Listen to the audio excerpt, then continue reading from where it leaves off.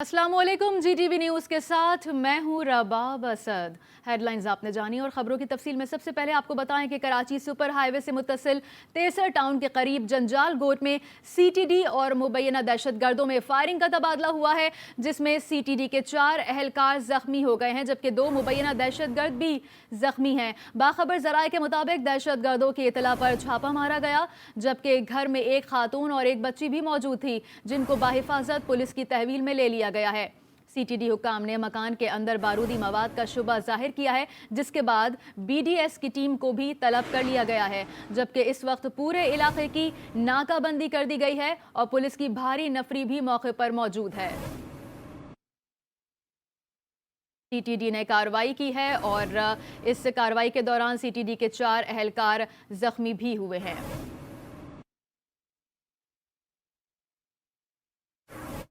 और अब आपको बताएं कि कराची में रात गए अफसोसनाक वाकया पेश आया। करौंगी बिलावल चौरंगी और वाक़ई फायर ब्रिगेड के दफ्तर में नामालूम मुसल्लह अफराद ने दाखिल होकर अंधाधुंध फायरिंग की, जिससे 2 अफराद मौके पर ही जाँ बहक हो गए। पुलिस के मुताबिक फायर ब्रिगेड के दफ्तर पर हमला करने वालों की तादाद 2 थी। मुल्जिमान फायर ब्रिगेड के कंट्रोल रूम में दाखिल हुए। इस वक्त कंट्रोल रूम में फायर ब्रिगेड के 4 मुलाजिम मौजूद थे। हमला आवरों की फायरिंग से 2 मुलाजमीन जाँ बहक हुए जबकि 1 जख्मी हुआ है। यहाँ आपको बताते चलें कि कंट्रोल रूम में दाखिल होने के बाद कंट्रोल रूम में फायर ब्रिगेड के 4 मुलाजिम मौजूद थे और रात गए ये अफसोसनाक वाक़या पेश आया है कोरंगी बिलाल चौरंगी में वाक़ फायर ब्रिगेड के दफ्तर में, जहां पर नामालूम मुसल्लह अफराद ने दाखिल होकर अंधाधुंध फायरिंग की, जिससे 2 अफराद मौके पर ही जाँ बहक हो गए। पुलिस के मुताबिक फायर ब्रिगेड के दफ्तर पर हमला करने वालों की तादाद 2 थी। आपको बताते चलें कि मुल्जिमान फायर ब्रिगेड के कंट्रोल रूम में दाखिल हुए और उस वक्त कंट्रोल रूम में फायर ब्रिगेड के 4 मुलाजिम भी मौजूद थे। हमला आवरों की फायरिंग से 2 मुलाजमीन जाँ बहक हुए हैं जबकि 1 जख्मी भी हुआ है। कराची में रात गए अफसोसनाक वाकया पेश आया। कोरंगी बिलाल चौरंगी में वाक़ फायर ब्रिगेड के दफ्तर में नामालूम मुसल्लह अफराद घुस गए और अंधाधुंध फायरिंग शुरू कर दी, जिससे 2 अफराद मौके पर ही जाँ बहक हो गए और पुलिस के मुताबिक फायर ब्रिगेड के दफ्तर पर हमला करने वालों की तादाद 2 थी। मुल्जिमान फायर ब्रिगेड के कंट्रोल रूम में पहले दाखिल हुए। उस वक्त कंट्रोल रूम में फायर ब्रिगेड के 4 मुलाजिम मौजूद थे। हमला आवरों की फायरिंग से मुलाजमीन जाँ बहक हुए हैं 2 और 1 जख्मी भी हुआ है। कराची से आपको अफसोसनाक खबर दे रहे हैं। गुज़िश्ता रात ये वाक़या पेश आया कोरंगी बिलाल चौरंगी में, जहाँ पर फायर ब्रिगेड के दफ्तर में नामालूम मुसल्लह अफराद ने दाखिल होकर अंधाधुंध फायरिंग की। अब आपको बताएं कि पेट्रोल प्राइस कुछ नीचे आ गए हैं। आवाम का मिला जुला रुझान है। पेट्रोल 12 रुपये 63 पैसे और हाई स्पीड डीजल 12 रुपये 13 पैसे सस्ता हो गया है। मिट्टी के तेल की कीमत 10 रुपये 19 पैसे, लाइट डीजल 10 रुपये 17 पैसे फी लीटर कम कर दी गई। वजीर खजाना इसहाक डार का कहना था कि FBR ने पहली सहमाही में टारगेट से ज्यादा टैक्स इकट्ठा किया। इसहाक डार ने टैक्स गोशवारे जमा कराने की तारीख में भी 31 अक्टूबर तक तौसी का ऐलान कर दिया है।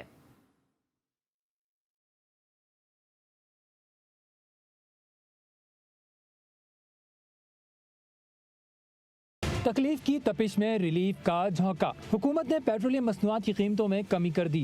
पेट्रोल 12 रुपये 63 पैसे, डीजल 12 रुपये 13 पैसे सस्ता हो गया। मिट्टी के तेल की कीमत में 10 रुपये 19 पैसे, लाइट डीजल में 10 रुपये 78 पैसे कमी कर दी गई। आज से पेट्रोल 224 रुपये 80 पैसे, डीजल 232 रुपये 30 पैसे फी लीटर मिलेगा। मिट्टी के तेल की कीमत 191 रुपये 83 पैसे, लाइट डीजल की कीमत 186 रुपये 50 पैसे होगी। कीमतों में कमी का ऐलान वजीर खजाना इसहाक डार ने न्यूज़ कॉन्फ्रेंस में किया। जो नई प्राइस है 237 रुपये 43 पैसे से कम होके 224 रुपये 80 पैसे पे आ जाएगी।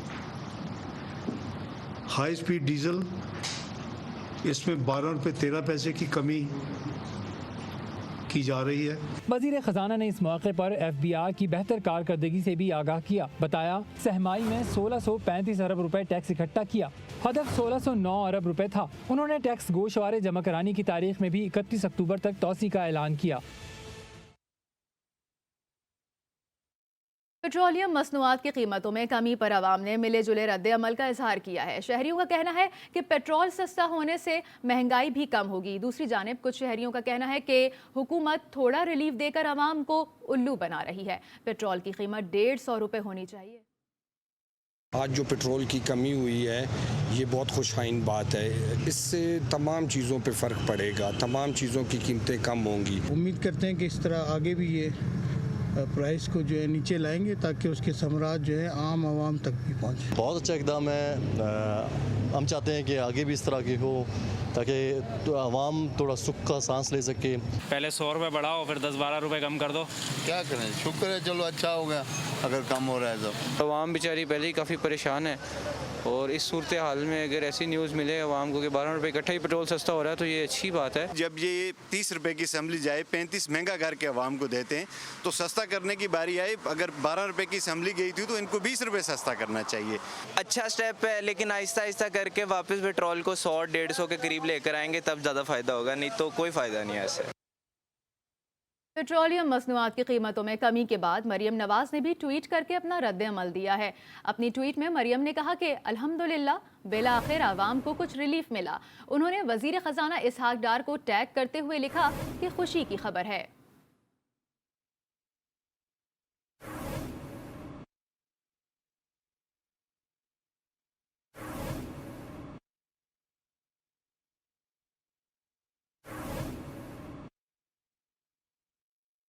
मुल्क में महंगाई के तूफान ने आवाम के होश उड़ा दिए। जरूरी इस्तेमाल की अशिया की कीमतों को पर लग गए। प्याज, टमाटर, चाय की पत्ती, साबुन, दूध और दही सब महंगा हो गया।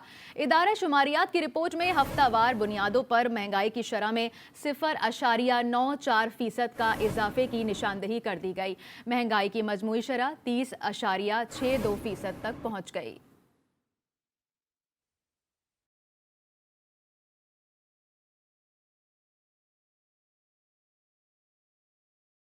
मुल्क भर में महंगाई ने अवाम का बरकस निकाल दिया। एक हफ्ते में 20 अशियाए जरूरिया की कीमतों में इजाफा। गुज़श्ता हफ्ते प्याज की फी किलो कीमत में 40 रुपए 13 पैसे, टमाटर की फी किलो कीमत में 41 रुपए 11 पैसे, जबकि 190 ग्राम चाय की कीमत में 8 रुपए 35 पैसे का इजाफा हुआ। अदारा शुमारियात ने महंगाई की हफ्तावार आदादोशुमार जारी कर दिए। हफ्तावार बुनियादों पर महंगाई की शरह में 0.94% का इजाफा हुआ। महंगाई की मजमूई शरह 30.62% तक पहुँच गयी।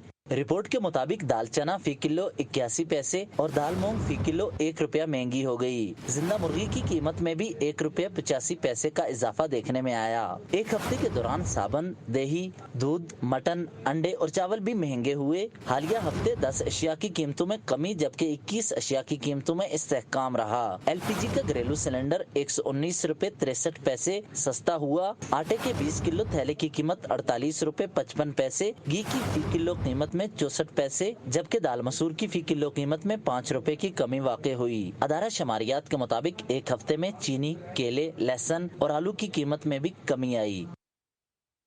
महंगाई में दिन ब दिन इजाफे पर अवाम चीख उठे। महंगाई की चक्की में पिसे शहरियों का कहना है कि आटा, चीनी, सब्जियां सब कुछ महंगा होने की वजह से घर चलाना मुश्किल हो गया है। हुकूमत महंगाई कम करे ताकि हम भी जी सकें। हुकूमत इस तरह पाकिस्तान में आएगा कि हम गरीबों लोगों को आवाम को सहूलत मिलेगा। हम तो दिन प दिन जलील होता है। हर चीज़ महंगी हो गई जी, खर्चे पूरे नहीं होते घर के, क्या करें हम गरीब लोग तो मजबूरी अच्छा कुछ भी नहीं कर सकते। 2200-2300 रुपए का आटे वो मजदूर आदमी के बस में तो नहीं है। महंगाई बहुत गिरती है, महंगाई घट थले नहीं आ सकती। बेड़ा गलत कर जाना मुल्क का। पेट्रोल वो देखे कहाँ से कहाँ जा चुका है, गैस वो है, घर का किचन वो नहीं चल रहा। ठीक है, इस हुकूमत को ये कम से कम ये मजदूर तबका को रिलीफ देनी चाहिए। बड़े बड़े जिन्हें लोगों को पैसे ने पता ही नहीं कि वो गरीब लोग क्या कर सकना, उन्हें तो पता ही नहीं है ना गरीब रोटी किधर खाना ना। गरीब आदमी रोटी खाने तो मजबूर है।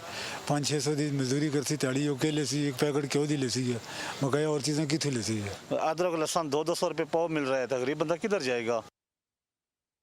इस्लामाबाद किसान इत्तेहाद का एहतजाजी धरना चौथे रोज में दाखिल हो चुका है। हुकूमत और मुजाहिरीन के दरमियान डेडलॉक बरकरार है। किसान इत्तेहाद रहनुमाओं ने हुकूमत को आज दिन 11 बजे का अल्टीमेटम दे दिया है। धरने और शाहरा की बंदिश से शहरी अजियत का शिकार हैं। मजीद जानते हैं हमारे नुमाइंदे सरदार अवैस हमारे साथ मौजूद है। सरदार अवैस, बताइएगा, आज चौथे रोज में धरना दाखिल हो चुका है, क्या कहना है किसानों का? जी, इस्लामाबाद के खैबर चौक जिन्ना एवेन्यू पर किसान इत्तेहाद का जो धरना है वो चौथे रोज़ में दाखिल हो चुका है और किसान इत्तेहाद रहनुमाओं की जानिब से हुकूमत को आज दिन 11 बजे का अल्टीमेटम दिया गया है कि 11 बजे तक हमारे साथ मुज़ाकरात किए जाएँ और हमारे मुतालबात तस्लीम किए जाएँ ताकि हम पुरअमन तरीके से धरना ख़त्म कर सकें।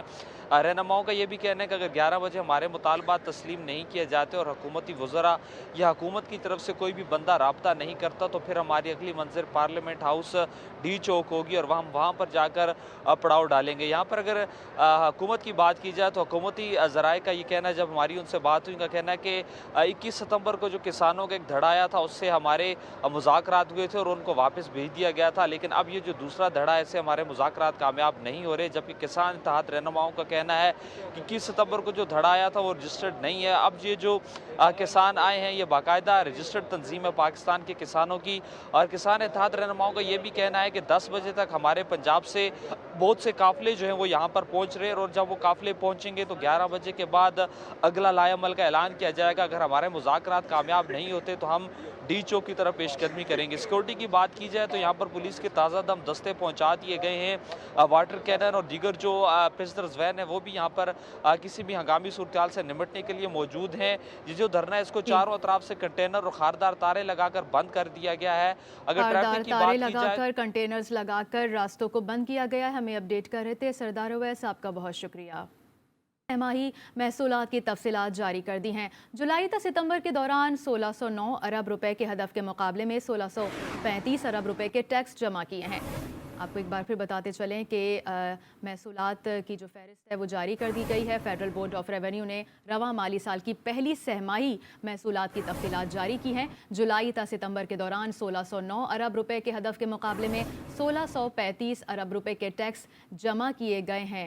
फेडरल बोर्ड ऑफ रेवेन्यू ने रवां माली साल की पहली सहमाही महसूलात की तफसीलात जारी कर दी हैं।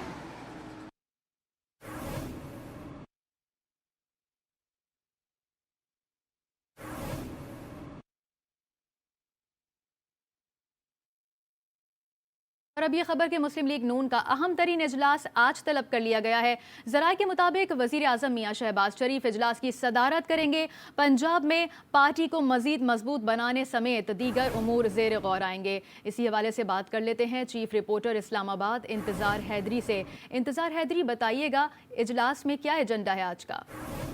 जी बिल्कुल, आज का जो इजलास है ये पंजाब की मजमूई सियासी सूरत हाल के हवाले से जहां पर बुलाया जा रहा है। मुस्लिम लीग नून को पंजाब में मजबूत करने के मामले पर गुफ्तगू की जानी है, तो उसके साथ साथ पाकिस्तान तहरीक इंसाफ की पंजाब हुकूमत के खिलाफ तहरीक अदम एतमाद के उमूर पर भी आज के अहम तीन इजलास में बहस होनी है। ये एजेंडा भी शामिल है। ज़राए का ये बताना है कि साबिक वज़ीर आज़म मियां नवाज शरीफ की वतन वापसी के हवाले से भी उमूर का जायजा लिया जाना है। आज का इजलास जो है वो वज़ीर आज़म मियां शहबाज शरीफ की ज़ेर सदारत होगा और मुस्लिम लीग के कायद मियां नवाज शरीफ इस अहम तरीन इजलास में वीडियो लिंक के जरिए शिरकत करेंगे। मरियम नवाज समेत अहम वफाकी वज़रा भी इस अहम तरीन इजलास में शरीक होंगे। ज़राए का ये बताना है कि अहम वफाकी वज़रा लाहौर पहुँच गए हैं। वज़ीर ख़जाना इसहाक डार की तरफ से भी मुल्क की मुआशी सूरत हाल के हवाले से ब्रीफिंग दी जाएगी।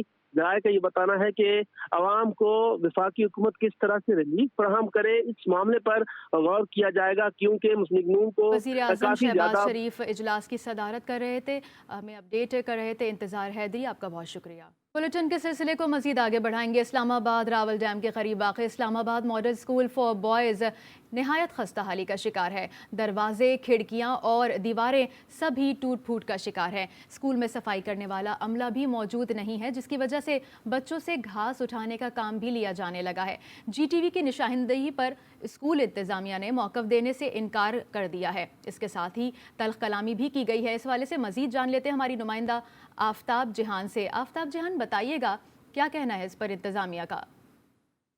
जी बिल्कुल, इस वक्त मैं मौजूद हूँ Islamabad model school for boys जो कि रावल डैम चौक में वाक़ है। स्कूल की हालत अगर जब देख सकते हैं कि स्कूल की हालत जो है वो नहायत ही खस्ता हालत है। इसकी दीवारें जो है वो टूट फूट का शिकार है। इनके जो लगाए गए शीशे हैं, दरवाजे हैं, और वो भी जो है वो टूटे हुए हैं। स्कूल की ओवरऑल जो हालत है वो इंतहाई खस्ता हो चुकी है। साथ अगर आप स्कूल का ग्राउंड देखें तो आपको यकीन नहीं आएगा कि ग्राउंड है या ये फिर जंगल है। जंगल का मंजर जो है वो पेश करें। और यहाँ पे जब हमारी टीम पहुँची तो यहाँ पर जो स्कूल के बच्चे हैं उनसे सफाई का काम कराया जा रहा था, घास उनसे उठाया जा रहा था। जब हम स्कूल इंतज़ामिया के पास गए, प्रिंसिपल से जब हमने मौक़िफ़ लिया तो उन्होंने मौक़िफ़ देने से इनकार कर दिया। उनकी ईजी का कॉल आया और उन्होंने कहा कि अब मौक़िफ़ नहीं दे सकते हैं।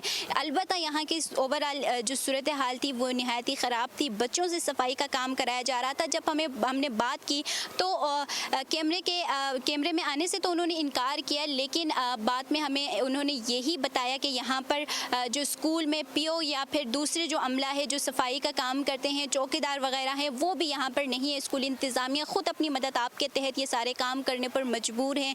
आइंदा के लिए जो टीचर्स हैं वो इस बात का यकीन दहानी कराई है कि दोबारा बच्चों से जो है वो सफाई का काम भी नहीं कराया जाएगा। और स्कूल के जो इंतज़ामात है, जो ओवरऑल सिचुएशन है, उसको भी ठीक करने के लिए ये ऑन बोर्ड है और ये काम किए जा रहे हैं। जी मज़ीद आगे बढ़ेंगे और कोयटा का रुख करेंगे। ज़िला इंतज़ामिया एक्शन में आ गई। गिरह फरोशों के खिलाफ कार्रवाई के दौरान मुज़िर सेहत दूध फ़रोख्त करने वालों को धर लिया गया है। कार्रवाई के दौरान आपको ये बताते चले कि जानवरों और उनको लगाने वाले इंजेक्शन और लागर जानवरों के भी डेयरी फार्म से बरामद कर लिए गए हैं। मज़ीद तफसीलात जानते हैं ब्यूरो चीफ कोयटा बुशरा कमर से। जी बुशरा, बताइएगा क्या तफसीलात हैं?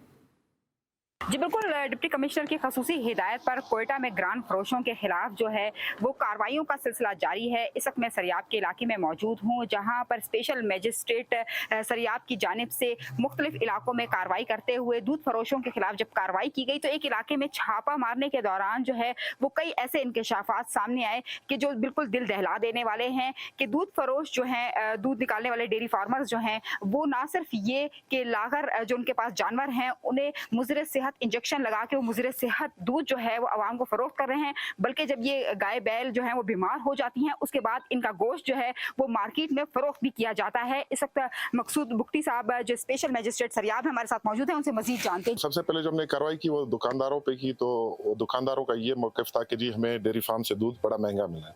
इस पर हमने मुख्तलिफ डेयरी फार्म से कार्रवाई की, तो डेयरी फार्म्स पे जो है ना हमें जो ममनू इंजेक्शन थे वो भी मिले, और उसके अलावा जो है ना वो दुकानदारों को जो गवर्नमेंट नोटिफाइड रेट है 125 रुपए, उसकी जो है ना वायलेशन करके वो 135 रुपए पर लीटर दे रहे थे। इस पे जो है 2 दिन की कार्रवाई में अभी तक हमने कोई 70 से 80 बंदे गिरफ्तार किए हैं और तकरीबन 1.5 से 2 लाख रुपए तक हमने उनको जुर्माना किया। जी बिल्कुल, उनका ये कहना है कि रोजाना की बुनियाद पर कार्रवाइयों का सिलसिला जारी है और तब तक ये कार्रवाइयां जारी रहेंगी जब तक तमाम ऐसे डेयरी फार्मर्स जो ना सिर्फ ये कि दूध महंगा बेच रहे हैं जबकि मुज़िर सेहत दूध फरोख्त करने के साथ साथ बीमार जानवरों का गोश्त जो है वो मार्केट में फरोख्त करें, उनके खिलाफ कार्रवाइयां मुकम्मल नहीं कर ली जाती, तब तक जो है सिलसिला जारी रहेगा। जी और अब रुख करेंगे पेशावर का, जहां बाज़ इलाकों में बिजली के खंभे काफ़ी पुराने और टेढ़े हो गए हैं और उनकी तारें लटक रही हैं जो किसी भी वक्त किसी बड़े हादसे का सबब बन सकते हैं।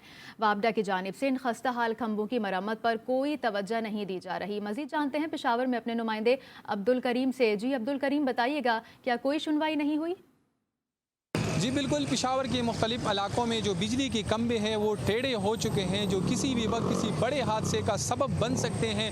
और दूसरी जानिब वापडा की जानिब से इसकी मुरम्मत के लिए कोई बंदोबस्त जो है नहीं होता दिखाई दे रहा। तो इस वक्त मैं गुलबहार के मकाम पर मौजूद हूँ और एक शहरी हमारे साथ मौजूद हैं, इनसे पूछते हैं कि ये खंभे कब से ऐसे हैं। ये तकरीबन 3-4 साल से ऐसा ही, इधर के वो बड़े बुज़ुर्गों ने काफ़ी कंप्लेन भी किए वापडा वालों की, लेकिन उनकी तरफ से ना कोई एक्शन लिया गया है। अगर हम बाहर की कंट्रीज़ को देखें तो अभी तक उनका जो इलेक्ट्रिसिटी का निज़ाम है वो ज़ेर ज़मीन हो चुका है, लेकिन हम अभी तक ये खंभे टेढ़े को सीधा करने की उसमें हम नहीं निकल रहे इन चीज़ों से। तो ये हमारे पाकिस्तान की वापडा की बहुत बड़ी नाकामी है। जी बिल्कुल, आपने इनकी बातें सुनी। ये यहाँ पर जो ये खंभा है ये तकरीबन 3-4 साल से ऐसे टेढ़ा पड़ा है और यहाँ के लोगों ने कई बार वापडा को कंप्लेंट भी किया, लेकिन वापडा की जानिब से इन पे कोई अमल दरामद होता नहीं दिखाई दे रहा। जी रुख करेंगे लाहौर का, जहां शहर को खुशगवार रखने के लिए PHA की जानिब से दरख्त लगाने का सिलसिला जारी है। DHE PHA ज़ीशान जावेद का कहना है कि दरख्त लगाने से फ़ज़ाई आलूदगी में भी कमी लाई जा सकती है। इस साल 5.5 लाख दरख्त लगाने के साथ साथ शहरियों में तकसीम भी किए जाएंगे। तफसीलात वहीद गुज्जर से जान लेते हैं, जो इस वक्त DG PHA ज़ीशान जावेद के साथ ही मौजूद है। जी बताइएगा, क्या तफसीलात हैं आपके पास? जी देखें, शहर की खूबसूरती में बिलाशुबा जो है PHA का एक अहम किरदार है और इस साल भी हमने देखा कि PHA की जानिब से दरख्त और पौधे जो हैं वो लगाए जा रहे हैं। बताया जा रहा है कि अब तक जो है 1.5 लाख के करीब जो है दरख्त और पौधे जो हैं वो लगाए भी गए हैं, कुछ तकसीम भी किए गए हैं। तो इस बार जो है हम DG PHA जो कि हमारे साथ मौजूद हैं, ज़ीशान जावेद साहब, इनसे हम बात करने की कोशिश करेंगे और ये जानने की कोशिश करेंगे इस बार जो है क्या टारगेट रखा गया है। ख़ास तौर पर लाहौर में आपको पता है स्मोक का इशू है, ख़ास तौर पर ये नवंबर से शुरू हो जाती है और बहुत ज़्यादा ट्रैफिक हैज़र्ड है और भी इसके अलावा पब्लिक जो प्लेसेस हैं वहाँ पे भी इशू बनता है। ट्री का बड़ा इंपॉर्टेंट रोल है, आपको पता है ये ऑक्सीजन जो है ये इमिट करते हैं, कार्बन डाइऑक्साइड को एब्जॉर्ब करते हैं। इसी वजह से ट्री प्लांटेशन की एक मैसिव कैंपेन हमने पूरे लॉन्च किया लाहौर के अंदर और 5,50,000 का हमारा टारगेट है इस दफ़ा का। और उसमें हमारी लोगों को यही रिक्वेस्ट है और हम प्रमोट कर रहे हैं अपने जो लोकल प्लांट्स हैं, नीम है, पीपल है, ये वो प्लांट्स हैं जिनका सर्वाइवल रेट बहुत बेहतर है, जिनकी जो कार्बन की जो इमिशंस हैं उनकी एब्जॉर्प्शन बहुत ज़्यादा होती है। शहरी जो है पौधे ना सिर्फ लगाएं बल्कि उसकी देखभाल भी बच्चों की तरह करें और किसी भी किस्म की कोई प्रॉब्लम हो, कोई गाइडलाइन लेनी हो तो PHA के दरवाजे जो खुले हैं वहाँ पर आकर पौधे भी ले सकते हैं और यहाँ पर मुफ्त का मशवरा भी ले सकते हैं। जी, और अब आपको बताएं कि SS एसोसिएट के ज़ेरे एहतमाम गुलमहर प्रोजेक्ट के नए ऑफिस का इफ्तिताह कर दिया गया है। गुलमहर प्रोजेक्ट के तहत कोई भी शहरी M9 मोटरवे पर बाआसानी अपना प्लॉट बुक कर सकते हैं। SS एसोसिएट के तहत गुलमहर प्रोजेक्ट के नए ब्रांच ऑफिस के इफ्तिताह की तकरीब मुनक़्क़िद हुई। GTV से गुफ्तगू में SS एसोसिएट के CEO मोहम्मद शुएब का कहना था कि हमारा मकसद शहरियों को आसान तरीके से घर की सहूलत यकीनी बनाना है। प्रोजेक्ट की सबसे अच्छी बात यह है कि ये एक मिडिल क्लास फैमिलियों को ज़्यादा अट्रैक्ट कर रहा है और हमारा मकसद भी यही है कि लोग अब अपने बच्चों के मुस्तकबिल को प्लान कर सकें। हमारे प्रोजेक्ट की एक और सबसे बड़ी खूबसूरती ये भी है कि हमारी तकरीबन 3000 गज तक की बाउंड्री लग गई है और हमारा यूनिक सेलिंग पॉइंट भी यही है। ये पहला प्रोजेक्ट है M9 सुपर हाईवे के ऊपर जिसकी बाउंड्री भी लग गई है और जिसके साइड ऑफिस भी मुकम्मल तौर पर प्रॉपर तरीके से रेडी हो गया है और प्रोजेक्ट के जितने भी लीगल प्रोसेस होते हैं NOC के वो भी अल्हम्दुलिल्लाह कंप्लीट हो चुके हैं। और GFS बिल्डर्स एंड डेवलपर्स ने नॉर्दर्न बाईपास के प्राइम लोकेशन पर NTR इंडस्ट्रियल जोन फेज़ 2 का इफ्तिताह कर दिया। तकरीब से खिताब में CEO GFS builders and developers Irfan Wahid का कहना था कि NTR इंडस्ट्रियल जोन फेज़ 2 में प्लॉट्स की 50% अदायगी पर फौरी कब्जे की सहूलत दी जा रही है, जिसके बाद तामीरात का आगाज़ किया जा सकेगा। इफ्तिताही तकरीब में ताजिरों और सनतकारों की बड़ी तादाद ने शिरकत की। तकरीब के मेहमान खुसूसी लकी सीमेंट के CEO मोहम्मद अली टब्बा जबकि guest of honour chairman BMG Zubair Motiwala थे। GFS बिल्डर्स के director sales and marketing Mohsin Wahid, managing director Mansoor Wahid और GFS बिल्डर्स के डायरेक्टर इंडस्ट्रियल असलम मियां नूर भी मौजूद थे। फिलहाल इतना ही। मजीद खबरों और अपडेट्स के लिए देखते रहिए GTV।